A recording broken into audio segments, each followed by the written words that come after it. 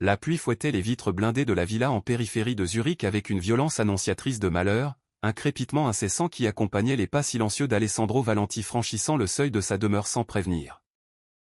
Il était rentré 3 jours plus tôt que prévu du sommet économique de Bruxelles, poussé par un malaise viscéral qu'aucune logique commerciale ne pouvait expliquer, un frisson dans la nuque qui lui criait que son monde méticuleusement construit était sur le point de s'effondrer irrémédiablement. Il n'avait pas appelé sa fiancée, la froide et calculatrice Elena, ni prévenu le chef de la sécurité du complexe, préférant que l'effet de surprise soit son seul atout dans un lieu qui, malgré le fait qu'il s'agisse de son sanctuaire privé, lui paraissait cette nuit-là étrangement hostile et hors de son contrôle. Le hall de marbre était plongé dans une pénombre surnaturelle. Les ombres des sculptures Renaissance s'étiraient comme des spectres accusateurs sur le sol poli, et le silence n'était pas celui d'une paix intérieure, mais celui d'un vide tendu qui précède une explosion. D'un geste machinal, Alessandro desserra sa cravate de soie, ses yeux gris scrutant chaque recoin à la recherche d'anomalies. Il remarqua aussitôt que le panneau de sécurité principal clignotait d'un voyant orange intermittent, signe d'une défaillance du système de sécurité périmétrique, ce qui était pourtant impossible. Son esprit, aiguisé pour les négociations les plus impitoyables du secteur énergétique européen, commença à imaginer des scénarios catastrophes. Sa main droite, instinctivement, tâtonna à l'intérieur de sa veste, bien qu'il sût qu'il ne portait aucune arme, seulement son intelligence et une volonté de faire.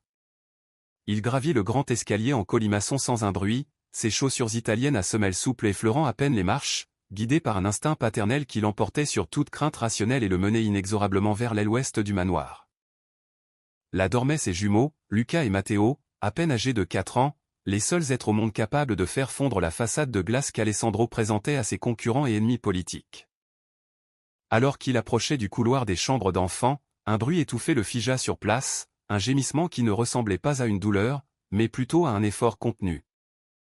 Suivi du froissement caractéristique d'un tissu contre un autre et du grincement de cordes qui se tendaient sous la pression. Son cœur battait la chamade, mais sa respiration restait maîtrisée, il inspirait profondément pour oxygéner un esprit qui avait besoin d'une clarté absolue. Il poussa la porte en chêne massif avec une lenteur exaspérante, découvrant une scène qui resterait gravée dans sa mémoire avec la clarté d'un cauchemar éveillé, glaçant son sang un instant. La pièce n'était éclairée que par les éclairs au dehors, et au centre du tapis persan, Amara, la gouvernante sénégalaise qu'il avait engagée 6 mois plus tôt contre la volonté d'Elena, était agenouillée près de ses enfants. Ce qu'il vit lui coupa le souffle, les jumeaux étaient ligotés, pieds et mains liés, avec des lambeaux de drap déchirés, plaqués contre le pied du lourd lit en acajou, la bouche recouverte de linge de lin qui les empêchait de crier. Une rage brûlante et destructrice monta en Alessandro, mais son esprit analytique perçut une dissonance dans la posture de la femme qui retint son attaque immédiate.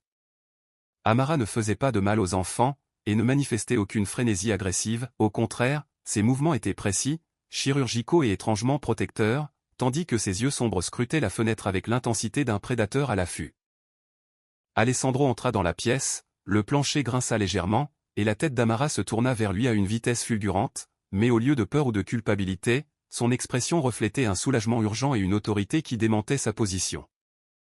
Elle porta un doigt à ses lèvres dans un geste impératif de silence, et de l'autre main, elle désigna le balcon français, où les rideaux de velours ondulaient doucement, non pas sous l'effet du vent, mais sous celui d'une présence extérieure qui tentait de forcer la serrure de l'extérieur. Profitant de la tempête. C'est alors qu'Alessandro comprit brutalement la réalité de la situation, les enfants n'étaient pas attachés pour être torturés, mais retenus pour les empêcher de courir ou de faire du bruit. Amara avait improvisé un périmètre de sécurité en quelques secondes, utilisant les moyens du bord pour protéger ses enfants d'une menace qu'ils n'avaient même pas remarquée en entrant.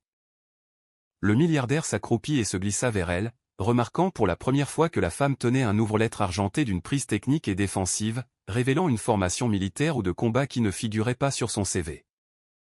Les yeux des jumeaux, pourtant grands ouverts, ne trahissaient aucune terreur, mais une confiance absolue, ils la regardaient comme si elle était leur seul rempart contre les ténèbres.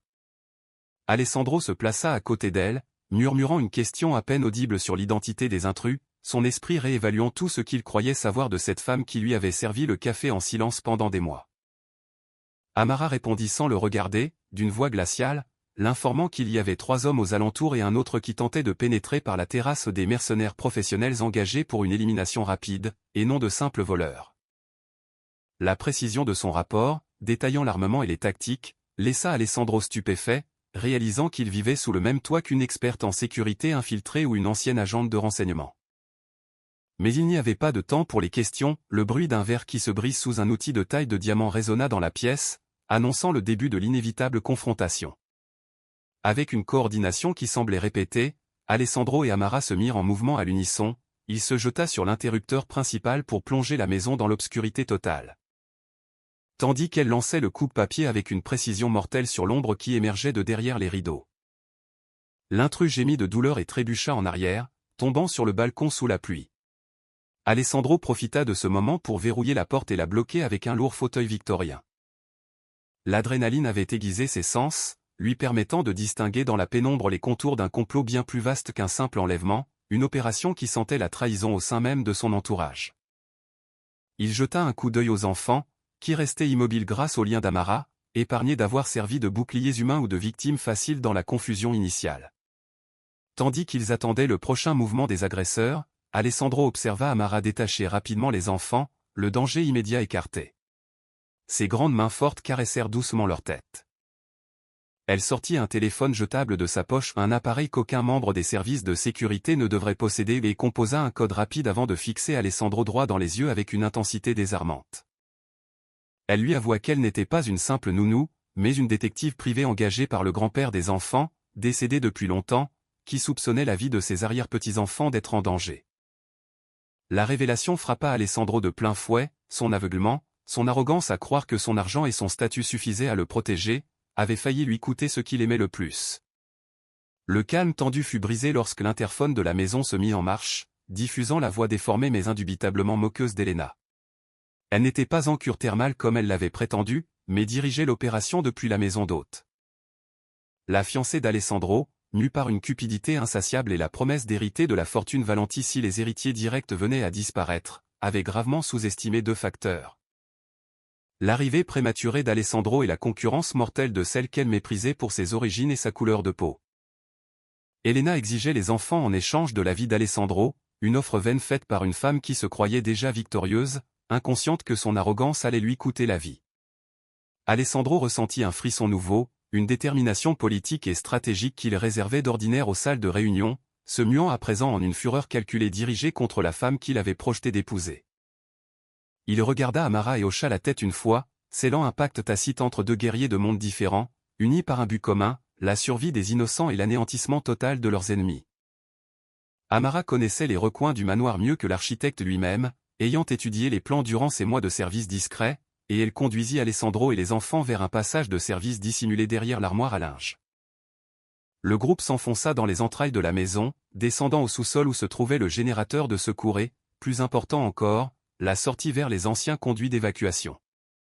Tandis qu'il progressait dans les couloirs étroits et poussiéreux, Alessandro assimilait la trahison d'Elena, reliant des détails qui lui avaient paru insignifiants auparavant, ses questions insistantes sur les protocoles de sécurité, son mépris pour les enfants, ses rendez-vous secrets. L'image de la haute société européenne, si raffinée et sophistiquée, s'effondra sous ses yeux, révélant la décadence morale qui sous-tend souvent le pouvoir, un monde où les enfants étaient des pions et l'amour une transaction financière.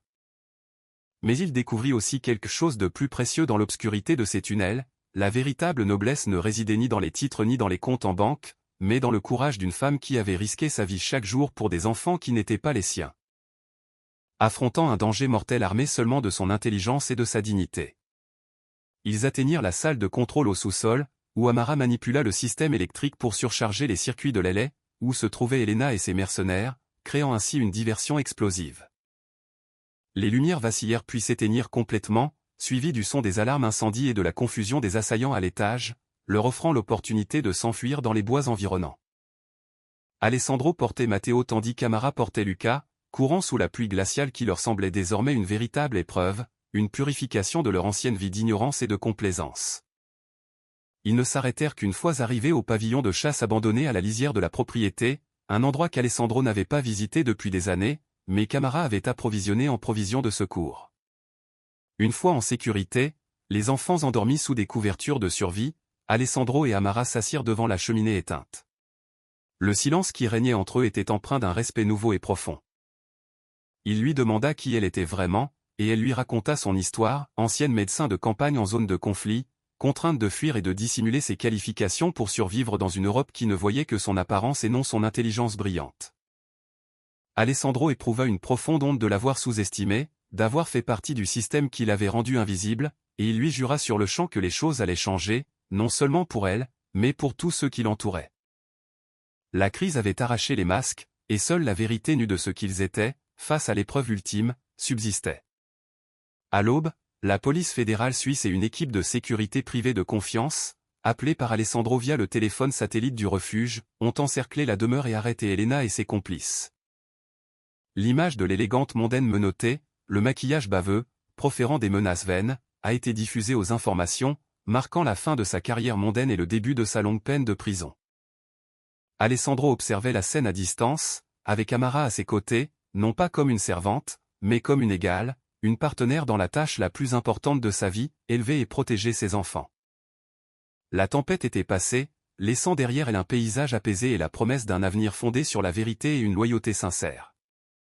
Les mois suivants furent marqués par une transformation radicale dans la vie d'Alessandro Valenti. Il purgea son entreprise de ses associés corrompus, créa des fondations pour les réfugiés éligibles et, au grand scandale pour l'élite conservatrice, nomma Amara responsable de la sécurité et tutrice légale de ses enfants en son absence. La société murmurait, mais Alessandro marchait la tête haute, sachant qu'il avait trouvé un trésor là où d'autres ne voyaient que du service, et que la femme qui avait jadis ligoté ses enfants pour les sauver était la seule personne au monde digne de sa confiance absolue. La découverte bouleversante de cette nuit-là ne fut pas seulement la trahison de sa fiancée, mais aussi la redécouverte de son humanité perdue et de la force inébranlable du véritable amour, qui ne connaît ni race ni classe, seulement action et sacrifice.